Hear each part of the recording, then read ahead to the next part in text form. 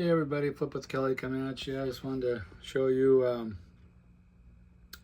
we just closed on a condo there in Milwaukee, and just a small assignment.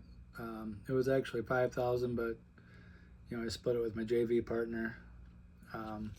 So shout out to Martha. But yeah, it went great. The closing went pretty smooth, other than it got delayed a week. And so yeah, and the wiring, it was a little hard for them to wire it because they use the software. So I'm like, why don't you just send me a check? It's a smaller check anyway, so they didn't have to FedEx it or anything. Just put it in the mailbox. But so yeah, you guys keep up your marketing, and when they hit, and then hopefully you get them across the finish line. This particular lead came in from, like, the way many of ours do, through a letter. I've also gotten deals through postcards. I've gotten deals, I think one deal through cold calling. But my bread and butter has been the letters. And then I also like postcards too, because you can send postcards out that are cheaper. So if they're to save a little money, and not more like the some leads are more deserving of a letter. Your more sensitive leads, like probates, pre-foreclosures, I would mail them a letter. And it's up to you. I just think the rest of them are a little less time sensitive, because you don't know for sure when they might get back to you or want to sell it. So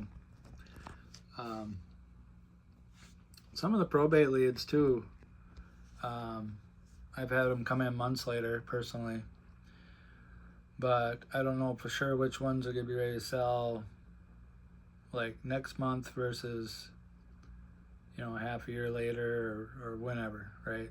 Could be years later. But being that I don't know that, plus it's a little more of a sensitive situation, I feel, so just a little more deserving of a letter all around. So, but anyways, yeah, we just went down and deposited the check, so I thought I would share that with you, as long as I got the receipt out here before I file that away. And so yeah, just wanted to share that with you. We did lock another one up on Friday, so looking forward to hopefully getting that one across the finish line. And yeah, I'm gonna get back to my marketing and everything else today. So you guys stay consistent with your marketing, and if you have a desire to make money wholesaling, then take that desire and that intent, and then just be content with where you're at, but always be striving for more. And yeah, just keep being consistent.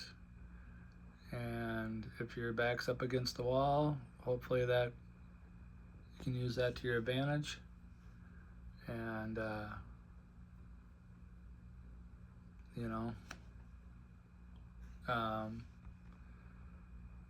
let that motivate you to be consistent and be excited when you get on the phone with these sellers. Not overly excited, but just like you're interested in talking to them about it. Anyways, yeah, this is Kelly. You guys find any value, click on that like button. All right, you guys have a great one.